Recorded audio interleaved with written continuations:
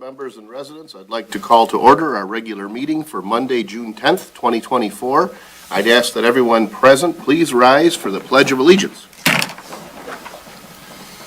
I pledge allegiance to the flag of the United States of America and to the republic for which it stands, one nation, under God, indivisible, with liberty and justice for all. Mr. Witt, will you please take the roll call? Yes, Mr. Batkins. Here. Mr. Brado is asked to be excused. Nope. Oh, Mr. Brado is here. Uh-huh. Mr. Olgiati. Here. Mrs. Rose is asked to be excused. Mr. Tominello. Here. Mr. Witt here. Mr. Verkast. Here. Thank you. Next on the agenda is the approval of the consent agenda, including the approval of the regular board meeting minutes of May 28th, 2024, and approval of the bills in the amount of $906,666.47. Excuse me, unless there are any amendments, I'd be looking for an approval of the consent agenda as presented. So moved. Is there support? Support. The motion by Mr. Badkins with support by Mr. Olgiati. Any discussion on the motion? Hearing none and seeing no public comment, all those in favor, please signify by saying aye. Aye. Aye. Those opposed? Next on the agenda is approval of the regular agenda. Board members, I did email the board Friday afternoon with two items that I did receive after the agenda had been published. One was approval of the contract for the Thursday, June 27th concert. So that was one, and then approval to hire an additional shuttle bus driver for the summer shuttle. So I would propose that we might add those as items D2 and D3, if that's acceptable. I'll make that motion. All right, so we've got a motion by Mr. Tominello. Is there support? Support. Support by Mr. Olgiati to approve the regular agenda with the addition of items D2 and D3. Any discussion? Hearing none and seeing no public comment, all those in favor, please signify by saying aye. Aye. Those opposed, motion carries. Thank you, Board. Next is announcements. I didn't include in the announcements, but just as a general discussion, the air show was just nothing short of awesome. We were there both days. We watched it Saturday and then volunteered Sunday. But I had folks, telling me lots of posts on social media, folks, in their backyard, and there was a ton of folks on Bridgeview. I mean, it was just an incredible show. And so I hope everybody who was able to went, and I hope those that missed it realize that you got to catch it next time it comes back. The Harrison Township Public Library is hosting their annual Electronics Recycling Day this coming Saturday, June 15th, from 11 a.m. until 1 p.m. Details about this event, as well as many other great events, can be found on their website, htlibrary.org. Specifically, they do have a list of the items that they will accept and they won't accept, so for anyone who's considering dropping their electronics off for recycling, I strongly encourage you to see the website. The township offices will be closed next Wednesday, June 19th, in observance of Juneteenth. The Harrison Township Parks and Rec Committee is hosting concerts in the park at Waterfront Park again this summer. Their first concert is Thursday, June 27th, featuring Freelance. Freelance will be performing from 6 until 8:30 p.m. We encourage everyone to bring your own chairs or a blanket. And for more information on these, as well as all other township events, you can call the supervisor's office, 586-466-1445. Visit our website, www.harrisontownshipmi.gov, or follow us on X at HarrisonTWPMI. And Mr. Badkins, maybe if you would want to, maybe give us a report on Saturday's fishing derby. So we had approximately 87 registered fisher young folks. I don't know that we got to that number quite because of the air show. I think people may have registered and then said, hey, why don't we, because we were 2 hours in and that's when the air show was starting. So I think we had around 80 people that fished. It was a great day, as everybody knows. The weather really cooperated. Fishing wasn't that as good as it was last year. Mr. Witt was there. He could probably attest to some of that. But the parks always really does a good job to get us into the area where we like to be. Dean showed up for a little bit there as well. Harrison Township Fire Department showed up. The library was there.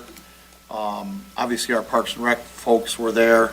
All our volunteers, and honestly, without Freedom Boat Club, U.S. Auto, and Jefferson Motors, they made the event, both by donating and volunteering. I think they collectively spent over $2,000, and it was all given away to the kids. And it was just a great event. And next year, we got the 20th annual, so that should be a big one for us. Yeah. So hopefully, we can get an air show scheduled for that one. Yeah. I'm See working what on you- the Thunderbirds for See next what you year's. can do for the fishing derby. Yeah, day, see if so. we can get them back for the next year's fishing But derby. just generally, thank you for everybody that helped. There was a lot of stuff behind the scenes that happened, and it was all our sponsors. It makes it easy when we have money to spend on the kids. So, thank you. Thank you, Rob. Yeah. Dean? Thank you. I can only imagine that just some of those jets flying over probably has to throw off the fish. I know Friday, Saturday, Sunday, Daisy spent more time in the basement than, Oh, yeah. during the day, and so There's nowhere to hide. no, that's right, so. All right, any other announcements? All right, hearing none, we'll move forward on our agenda to item B1 regarding our waste hauler contract. Board members, our current waste hauler is GFL. We were recently informed that Priority Waste has negotiated the purchase of GFL's residential waste hauling service and equipment. This is for the southeastern Michigan area. Our contract requires that in order for the contract to be sold or assigned, it requires township approval. We do not expect any significant changes to our service. The routes, pickup days, trucks, and many of the workers will be the same on July 1st, which is the effective date of the change. Our current contract expires May 1st of 2025, so if we find that there are service issues, we will have the opportunity to make a change. I recommend that we execute the letter of assignment for waste hauling services from GFL to Priority Waste, and this is really just asking for permission, authorization for the supervisor to do that. I'll make that motion. All right. Is there support? Support the motion. Okay. So I know there have been, calls to the office, concerns from residents. We've gone through this. Realistically, at one point, we didn't even have Tringali. We had Tringali. They provided good service. We made a switch to Rizzo. Rizzo sold. We made a switch to GFL. I have no reason to believe that this is really any different. I think we'll probably encounter some little hiccups here and there, but the reality is the equipment and the employees or the workers are likely to be the very same people, from one week to the next. So we're going to do our best to cooperate with them, work with them, and solve any problems as they come up, but I think it should be pretty smooth. And this is really a formality. It's not like we could say like, no, GFL, keep paying our trash. Like, they're done. They're trying to get sold to private equity on the other side, so it's nothing we can do. Just one thing, the only question I've gotten from residents is there's been this rumor going around, they can't use the old cans, and I said, that's false. Nope. They can use whatever, they can use So- the cans, so that won't be an issue, so. Yeah, I we can still, just- I still have a Tringali can, and I can't imagine, that was before Tringali was our contracted provider. So that was when we were still choosing, and we've had a single waste hauler since 2010, I believe. So cans are still good. The contract, the contract is the contract. We're assigning the contract. We're not negotiating new terms of the contract. So there's waste hauling, there's still chipping, there's recycling, there's the composting. Everything, should be the same. I see a scenario where if I were Priority Waste and I saw that I've got a contract that's going to expire May 1st, I would probably do my best to try to maintain those services as good as possible with the hopes that you might be able to continue to serve. And I think to your point, Mr. Witt, the alternative is to say, well, we refuse to sign this contract. Well, that means in a few weeks, we don't have a waste hauler. We've got to go out for bid. GFL isn't going to bid on it, and if we aren't willing to transfer to Priority isn't going to bid on it, who are we, narrowing ourselves down to? So it seems like this is a surefire way to have a trial period with a new company. So, And if anyone has an issue, they call the supervisor's office, just like they have any other time. Yep. And it is a good time, so if you do run into service issues, let us Absolutely, know, because absolutely. we have 8-month trial, give or take, here before we're awarding our next bid. Right, yeah, we're going, no different than if you had someone cutting your lawn and someone new took over that business, you're going to use that leverage to try to make sure they do a good job so that you want to renew with them in a future year. So we're going to use those same skills in the supervisor's office to make sure that everybody's waste is properly picked up. And, so, any other discussion? Hearing none and seeing no public comment, we have a motion by Mr. Badkins with support by Mr. Olgiati to authorize the supervisor to execute the letter of assignment for the waste hauling services from GFL to Priority Waste. All those in favor, please signify by saying aye. Aye. Those opposed, motion carries. Thank you, Board. Next, item D2, this was an addition, but I know that the Parks and Rec Committee chose several bands. The first band that's going to perform later this month is Freelance. They did send over a contract late last week, and so I did email that to everybody. So the request is really to authorize the payment, or, basically cut a check for this amount so that when the concert happens, accounting has done their job and we're able to pay the band upon completion of the concert. Make a motion to approve the payment to Freelance for the June 27th concert in the amount of $1,500. All right, is there support? Support. All right, got a motion by Mr. Witt with support by Mr. Brado. Discussion? What type of music do they play? I believe it's kind of like a rock and roll cover band, Okay. from what I understand. Mr. Badkins may know better. He had said they kind of did some reviewing of audition tapes and things like that. Yeah, they're rock and Rock and roll. roll. Yeah.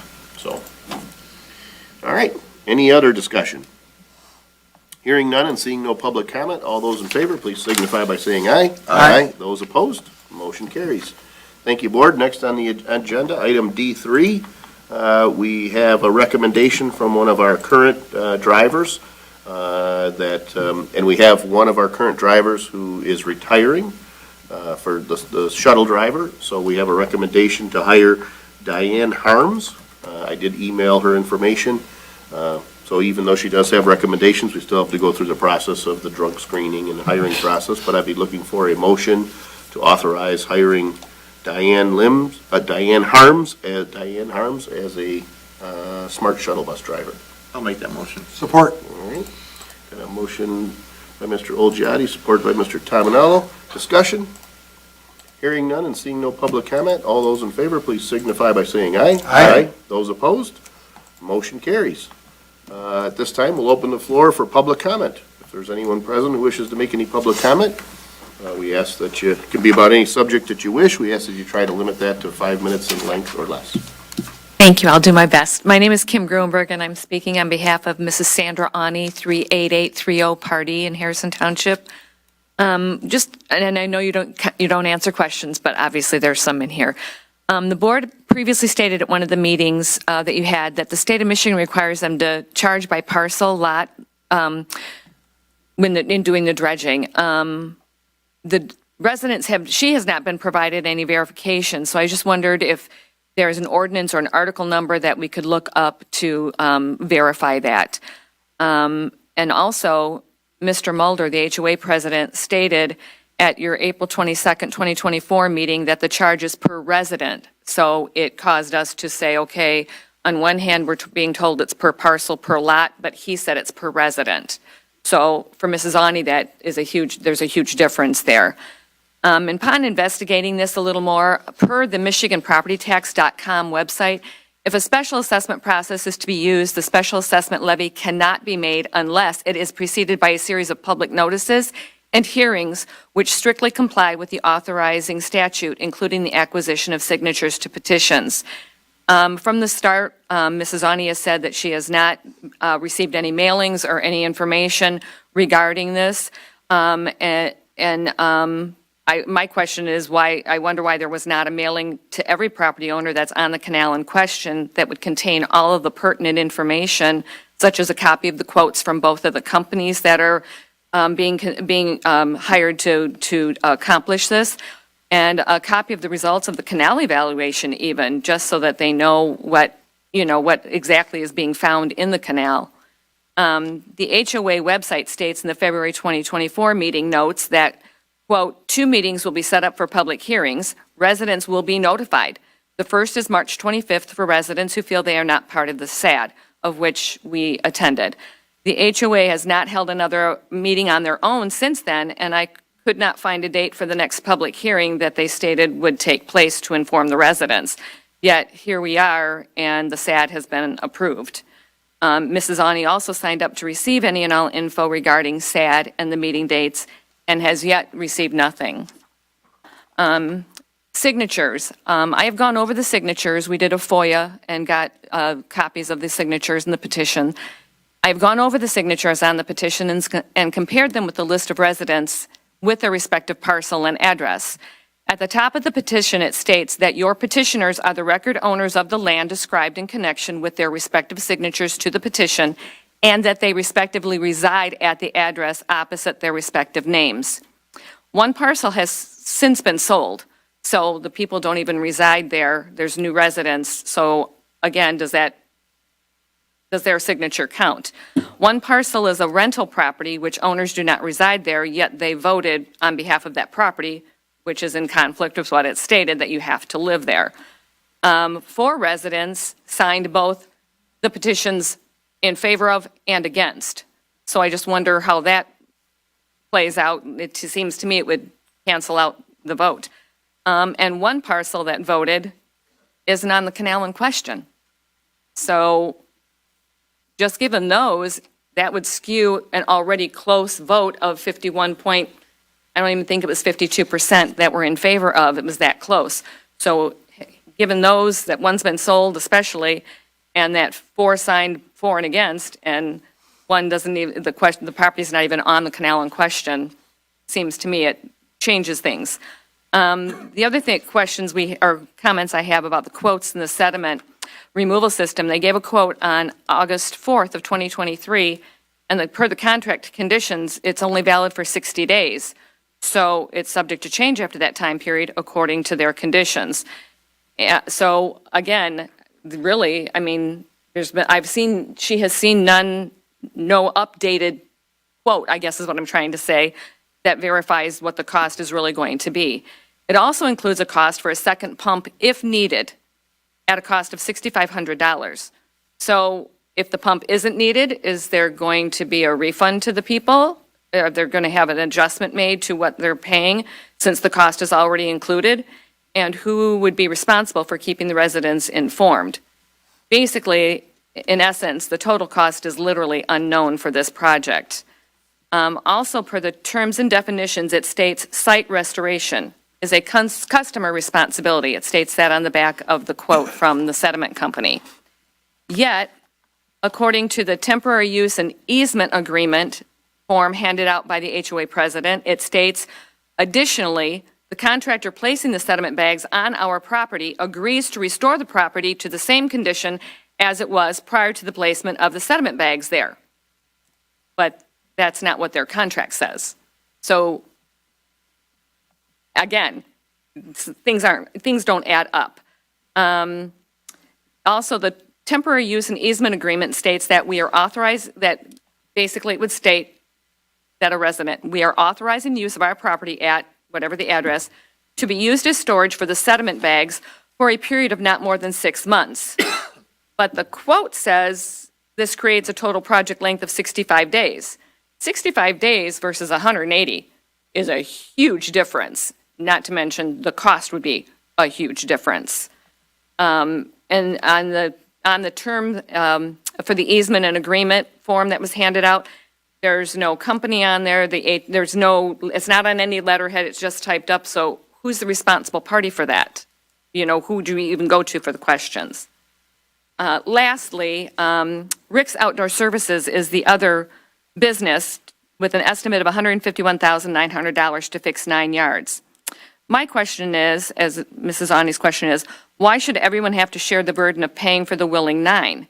Why isn't the company comping this or the HOA, since they are the ones who want this? The 9 already get a large break, so why shouldn't they pay for their own lawn repairs? If those few would each restore their own lots, the cost would be much less expensive for all. In closing, gentlemen, Mrs. Ani is not opposed to paying the $4,246.76, but is opposed to paying for 2 lots just because she doesn't have a structure on her other lot. Plenty of others have the same size lot or bigger and are only paying for 1. So, in essence, that's where we are at, and she has spoken with an attorney to discuss what her options are as far as having to pay for the 2 lots when plenty of other people have the same size lot and are only paying for 1. So, thank you very much. Thank you.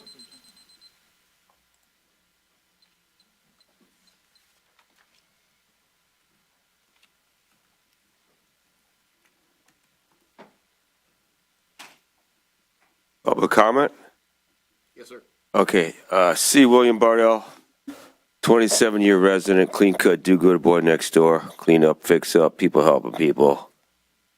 Proud Blue Dog Democrat. I just want to remind everyone to please check out Save Lake St. Clair, get involved in your community if you can, and stay up to date on everything that's going on, and hopefully one of these days we'll have a perfect lake. Thank you so much. Enjoy your evening. Thank you.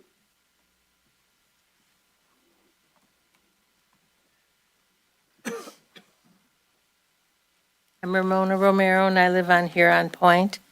I'm here just for an update regarding the memorial for Lieutenant Colonel Odell. It's been almost 6 months since you decided to honor all the veterans equally by leaving our Veterans Garden the way it was. Aren't the people that wanted this done for Colonel Odell, aren't they curious as to what's going on? What about the people that paid for that? You told my neighbor, Mr. Schroeder, that they had donated $40,000 for his memorial. Aren't they wondering when this is going to be done now? And I'm wondering when, because I know the hurt I caused the family. I talked to his daughter, Barbara, and heard how hurt she was about it. So I would like to see this done as soon as possible. I don't know what the holdup is, but if you could try and put this on the front burner or something to get it moving faster, I would appreciate that. Thank you. Is there any other public comment? Hearing none, we'll close the floor for public comment and move back to board comment. Just in the interest of being orderly or keeping track, I'm going to do my best to address the residents' comments, and I'm going to address the last speaker first. First of all, what is the update? Well, we have something in play. We've got a potential opportunity to honor Digger Odell in what we think is an appropriate way. However, the project that we're considering involves grant dollars from other private sources, and so we're trying to make sure that those donors are supportive of the idea, because certainly someone donates money to the township for a certain cause, we want to make sure that they're supportive of that. So the answer is, as soon as we hear from a foundation, we may be able to be a little more public with that information, but at this point, we're not certain if this project will be acceptable to the sponsors. So when will there be an update? As soon as we know. We do have a project in mind. What about the people who paid? I'm not aware of any funds that we've collected. I do have commitments from folks who've said verbally they're willing to support this, but we've not collected any dollars. And what is the holdup? We thought we had a good project. We found that some people weren't in support of that, so we pulled back. But that pulling back means we've got to find another project, and that's taking some time. So we have identified a project. We're hopeful to hear in the next month or two that we can proceed with that project, and if that's the case, then we can begin to be more public about that, but until then, we just don't know. Regarding the dredging project, there were a lot of questions there. I'll begin by saying I'm going to do my best to answer them, but I want to make sure that the residents understand that if we don't answer them completely, we're available at other times besides the board meeting to answer some of these questions, at a time when maybe we're, got a little more access to things in our office, things like that. It appears that the resident who spoke was speaking on behalf of a neighbor. And I admire that, the fact that somebody takes the time to help somebody else out and, help put into words your thoughts. Not everybody likes to come to the podium, and not everybody is as concise as you. And as a result of that, I had a lot of notes here, and I did my best to keep track, and if I missed something, so I'll do my best. First, there was a discussion or question about parcel versus lot. So as I understand it, when we collect signatures, the ordinance that says the collection of signatures has to be on footage. But the portion that says how do we divvy up the costs is a little bit more generic, or I don't want to say vague, but it's not quite as specific. It says it has to be done fairly, right? So dividing the costs for a project has to be done fairly. So for example, for every dredging project, we probably do 5 to 10 road repaving projects. That's a much more common SAD that we go through. And within the neighborhood that we're talking about, some homes are on 50-foot lots, some homes are on 100-foot lots. I can probably find a 100-foot lot with a home on it that's a very modest home, and it may actually sell for less than a 50-foot lot with a very, very significant structure on it, right? So the 50-foot versus 100-foot isn't always a designation of the value of the property or the volume, right? So if I have a 50-foot lot and I might have 3 children that are of driving age with my wife and I, that's 5 cars that go up and down that road. I could find a 100-foot lot that's owned by a widow who doesn't drive, but the road expenditure or cost, we typically encourage to be done by that driveway because it determines that volume. Not everybody agrees with that. And ultimately, the decision on how to assess the costs isn't made by the township. It's made by whoever begins the petition process. So we encourage people to go through a certain process because that's what we've determined to be, from our experience, the best way to do it.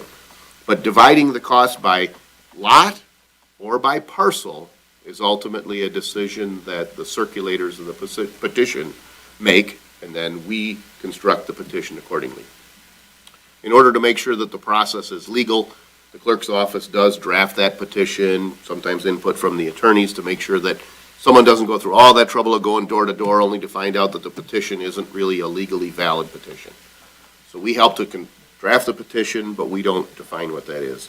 I don't know that I'm prepared to say what particular MCL, Michigan compiled law section determines these things.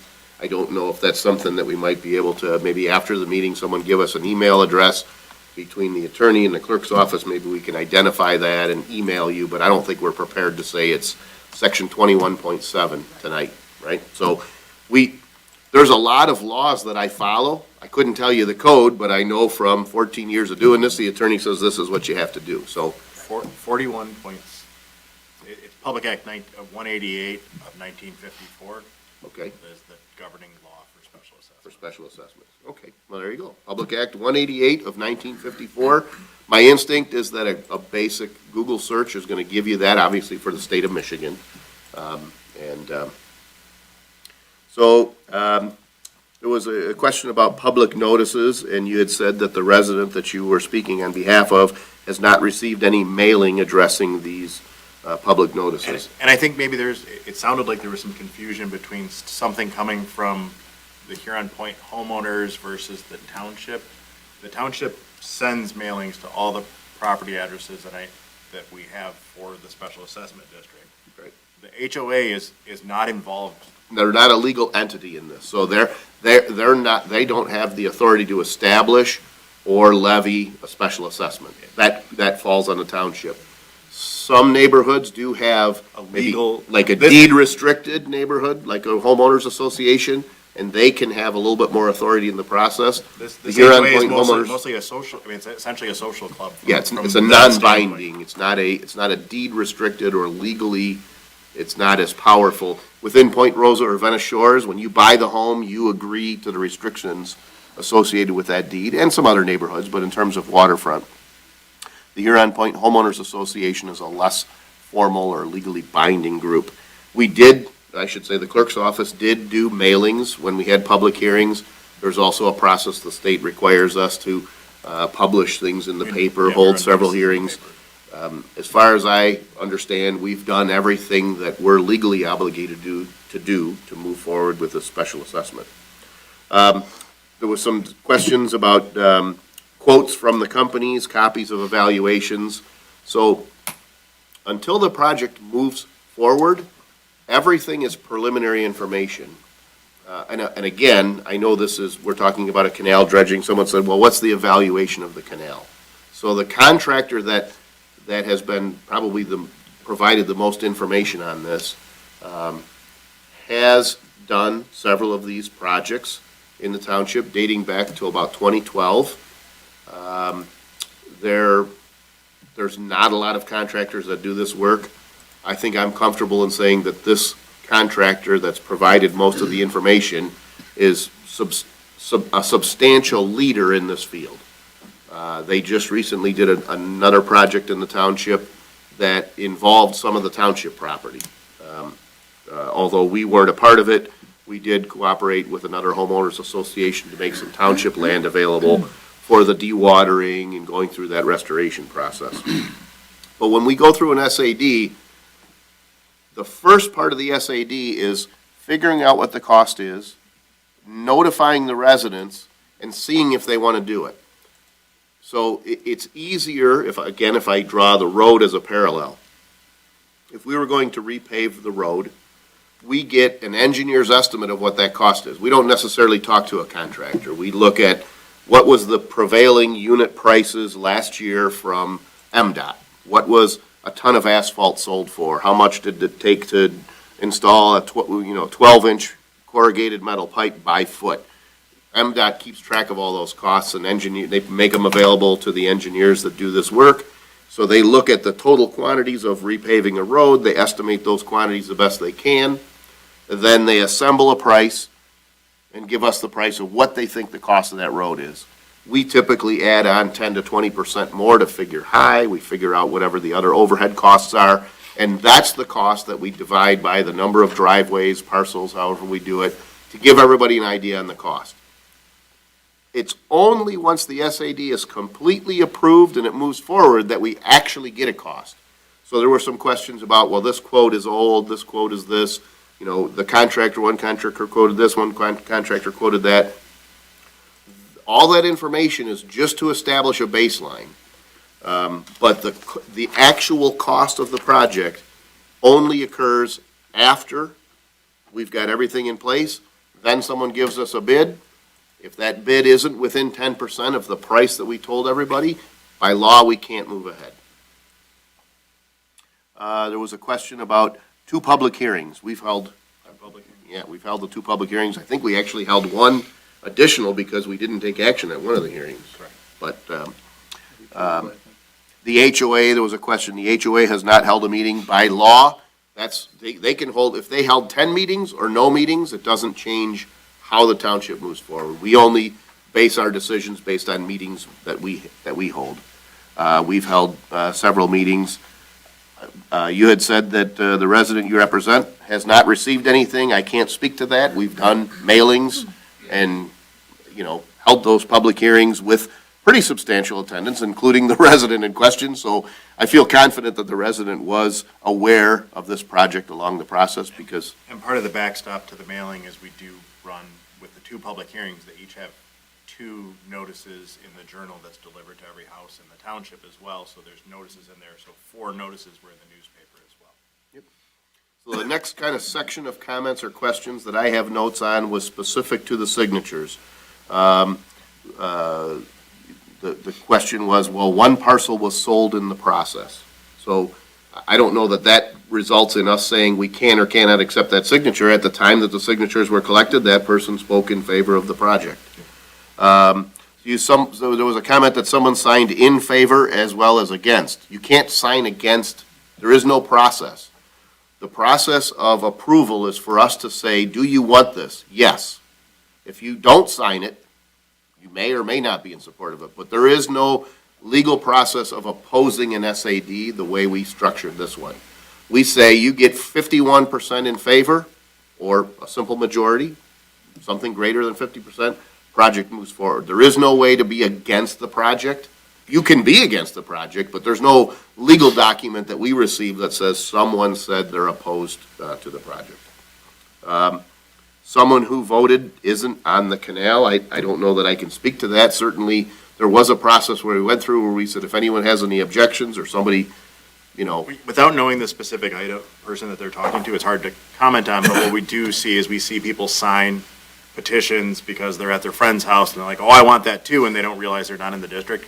I got a call from somebody that lives down at the end of Lake Shore. They were furious that they didn't get, any notices about this dredging, and I'm like, well, it's because it's not on your house. if you're not in the district, your signature, it doesn't, so if someone says, in other words, if I signed a petition, I live over by Bridgeview.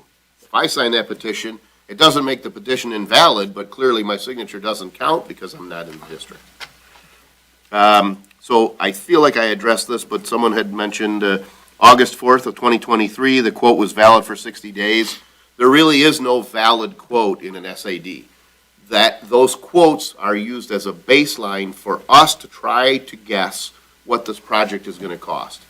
Now, again, so let's just say we go through the whole signature process and we determine this project moves forward. And let's say some guy comes flying up out of Ohio saying, I can do it at half the price. If he gives us a bid, at that time, that's when we accept bids. But the bids that occurred and the evaluations that occurred last year are, I guess what I would say, evidential. They're a baseline for us trying to determine what that cost per home is. But let's say in the inverse, I should say this.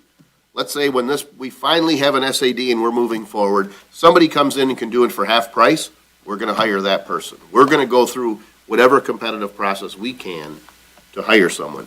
Inversely, if something radically changes about the industry and the cost to do this work is now twice as much, if we told you it was $4,000 a parcel, the most we can ask for is $4,400 a parcel. If we have any idea that it's going to cost more than $4,400 or 10% more than what we advertised, by law, we cannot move ahead. So the information and the updated quotes, the additional pump at $6,500, will there be a refund? We wait till the entire project is done, and about the only thing I can guarantee you is the number that you saw on that petition will not be the number you pay. Our history, our experience is that oftentimes these projects come in less because we do add a large contingency. But we only close out the project and send an invoice to everybody or attach a charge to your taxes once the project has been determined. And that's not entirely true. That was more so true when we financed the projects ourselves. Okay. But now that we bond the projects, those costs are set in stone based on the bid project's cost. But let's say that bid. But what we have until the bid is set. Right. And they agree to the work, we still leave a little bit of contingency to cover anything in there. And that can result in a refund. And that can result in a refund depending on the size of the difference. Right. The point is the bottom line is you pay what it is. We don't make money on the deal. We don't lose money on SADs. So typically there isn't a refund. It's important to also understand with this project that the scope of work is very scalable. So, again, high level, there's the worst spot on that canal. There's the place where there's the most shoaling and buildup of sediment, and it causes the worst problem relative to navigation. there's an area in the canal that's probably the best condition or the least in need of dredging. This work is typically, the costs of this contractor is kind of scalable based on the volume of material they remove. So let's just say hypothetically that the cost to do this work, for some reason, goes down between last year when they quoted it and the time that they actually do the work. That contractor may say, hey, listen, I can address a few areas that they didn't plan on doing, and, okay, we talk to the homeowner, see if we need to do that, or that cost could come in less. But some projects are very absolute. A bridge is a bridge. You can't really build 3/4 of a bridge or 90% of a bridge. But you could do a little bit less dredging on a project like this, still see a significant improvement in navigation, but help to control your costs. So it is true. The cost is unknown, and on these projects, we don't know that cost. When we do road projects, same thing. They dig up a drain, realize, oh my gosh, this drain is in worse shape than we thought. We need to do some additional work here. Inversely, they can say, we thought this drain needed to be replaced. When we investigated it, the drain's in good shape. We don't need to do it, so those costs can go up and down once you actually get folks working in that neighborhood, and this project is the same.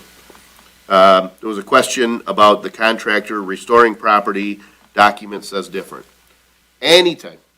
So that's the two different contractors that we have involved in the project. So the sediment removal company, their standard proposal says that they're not covering any restoration that's on the property owner. In this case, they went and got that price from the company. Subcontractor. That subcontractor that's doing the removal of the actual material. And that part of that restoration, where they're gonna remove the chips that they use as the bed, make sure the ground is graded and seeded, that's part of that. So it's two separate contractors that are doing that work. Sediment removal says, like, if you just signed up for us and did it on your own, we're not gonna do anything with your grass, that's on you. Right. But that's why we have that second contractor. But there are permits relative to soil erosion that all of these contractors have to have, whoever pulls that permit. And that restoration and not allowing excessive sediment to go back into the waterways per the Clean Water Act, all those things are regulated and tracked. Soil erosion is through Public Works. They can fine up to like $1,000 a day if people don't do what they need to do. Let's say hypothetically, let's just say this, in general, whether it's the township hiring a sediment removal contractor or whether it's you or I hiring a roofing contractor to replace the roof on our home, we're still entering into a contract or a relationship with someone else. They could default, they could be a poor contractor, they could be a great contractor, there could be civil remedies, but part of the process that we go through, a sediment removal contractor is that kind of contractor that looks at, say, Harrison Township and says, we've done several projects in Harrison Township in various neighborhoods. There's kind of a need to maintain that relationship. Otherwise, we're going to say we're not going to do an SAD. And without an SAD, this sediment removal process, it's kind of hard to do a whole neighborhood without an SAD. But, we're not going to pay a contractor till, everything is done. We're going to try to do those things that we would do with our own money, whether it's our own personal money or whether it's a project that we're hiring someone to do work around the township to make sure that there's steps in place to make sure they finish the work and do that work properly. I can say the contractor who is likely to do this work, we have had good experience with them going back 12 years and as recent as this year. And we were comfortable enough to make township land available to them for the dewatering process, and so far they've been very, very cooperative. Project length, 65 days versus 6 months. Again, I think this is probably looking at a couple different contracts. There is a dewatering process that takes a certain amount of time, but once you dewater, you remove those bags, you gotta remove the chips. Sometimes these things can be pushed back till the end of a year, and maybe I can't complete the restoration because the ground is frozen. We had one where the bag froze solid and they couldn't get it until the next year. Right, so I think they leave those things open, but there's no benefit to the contractor to have that project stretch out 6 months because they're not getting paid until they finish the project. So, who is the contractor? That's or the responsible party. The township becomes that responsible party. We become that agent to make sure the work is done. The contractor is, once we know what the scope of the work is, if somebody else wants to bid on this work, my guess is it probably won't be. I think it's Muck Masters is probably likely to be that contractor. But we're not saying you get the work, we're saying we need a bid on that work. It's just that there's not a lot of contractors that are likely to bid. There was a question about why is restoration included? Again, that's really kind of a negotiated thing. There's a notion that if I have a 50-foot lot, and it's a vacant lot, I can't sell it, I can't use it. So if I'm going to allow that lot to be encumbered for that period of time, contractor says, we'll give you that discount or not charge you for that amount. That's really kind of a But business. this was ultimately a decision of the petition circulators. Correct. And how they decided to divvy the cost up. Right. That was included in their initial discussion with neighbors, as they said, how are we gonna get people to sign up to put that bag on there? Because some people use their lot for some other use, and this takes it away, to your point. Right. And so that was how they were enticing people, because if you don't have those lots, that's where that second pump comes into play, because what they have to do is pump it to another pump to be able to pump it down to the bag where they actually got access. So there's limits to the distance that they have there. Right. So we encountered that with one of the park properties that we allowed. We made accommodations for the sediment bag to be close to the project site so that it didn't involve two pumps, because we really didn't want to have residents in one of the developments in the township paying more money to get rid of this. We said, okay, you can put the bag there, even though it's not our favored location. So to Mr. Witt's point, if everyone said I refuse to do it, and they said, well, we got to sling a hose all the way across the road to Awney Park and dewater it there, it's going to be two pumps, some sort of method of getting that water or that sediment across the road. They have like encased metal things, so those costs go up. So the folks who circulated the petition and formed this district, when those decisions were made to be done by parcel versus lot, or not by front footage, they also said, we'll include this option of saying if you allow your lot to be used, you get that discount. Why two charges for two parcels? Again, if I had a 50-foot lot and you had a 100-foot lot, I might think it's good to go by footage. If you have a 100-foot lot, you might say, well, I don't like the idea of footage. I like it by parcel.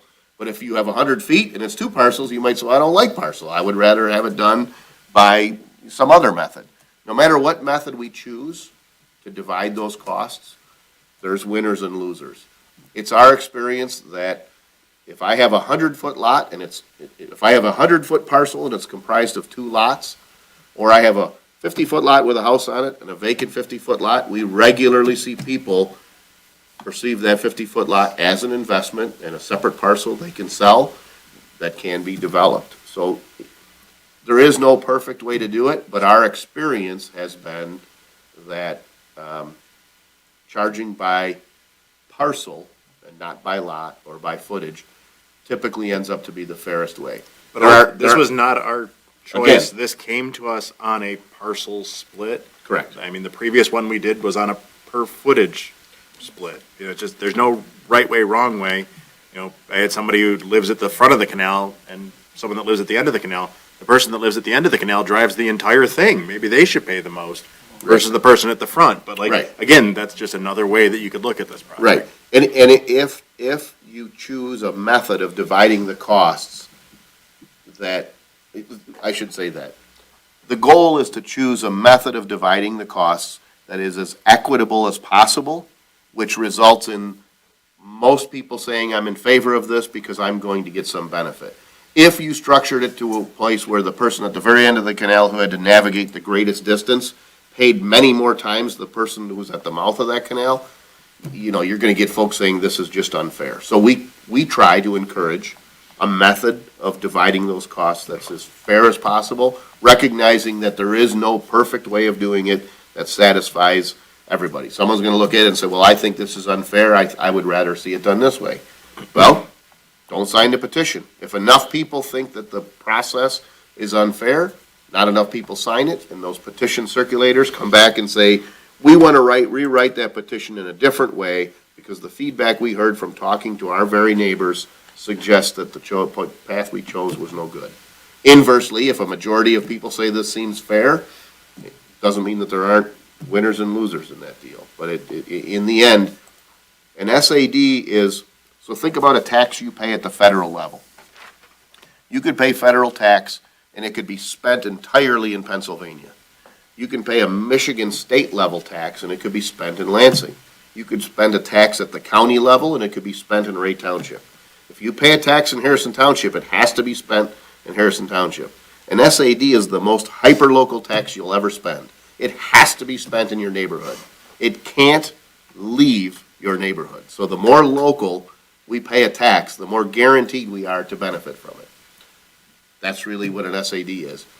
But like paying school tax when you don't have children, not all taxes are completely fair right down to the last penny. So those were the notes that I had, but we're not going anywhere. So if you've got further questions, you can come on up. You can visit any one of us or call us tomorrow, and we can do our best to answer further questions. Any other board comments? I just have a question about the waste hauler. Yeah. With it expiring in May, when would you anticipate an RFQ going out? I got a note in November to start that conversation. Okay. I have it on my calendar. 6 months? Yeah, 6 months prior? yeah, yeah, I mean, that's really maybe a little less than 6 months, but, like, starting now doesn't make sense, right? I mean, there's enough things that could change, right? It gives us a chance to see how they do and Yeah, have a and, conversation about and, that. and it's worth pointing out, the last time we went out to bid was almost 10 years ago. At that time, we were with Tringali. Rizzo came in substantially, I think 20% lower than everyone else, and they offered additional services at no extra cost. We had them for 5 years. During that process, they transitioned to GFL. GFL came back and said, hey, we're willing to honor the 5-year extension. I'm on an email chain right now with a couple other municipalities. I think it was White Lake Township sent out a survey. What are you paying? What services do you get? Et cetera, et cetera. And so I see all those responses. So far, nobody's had a lower cost per year than the cost that we're paying. So extending it for 5 years made sense. I don't know as we get closer, how many competitors there will be, how many potential bidders there'll be, if we're happy with priority. But my feeling is right now, in essence, I'll say this, between July 1st and sometime in November, might as well just sit back, see how they do, see what the service looks like. Agreed. But yeah, I've got a reminder, on the calendar. That's one you don't want to miss and get to May 1st and say, oh, shoot, I forgot, right? So, Okay, thank any you. other board comment? Hearing none, I'd be looking for a motion to adjourn. So moved. All right, is there support? Support. All right, discussion? Hearing none, all in favor, say aye. Aye. Those opposed, motion carries, meeting adjourned. Thank you, board.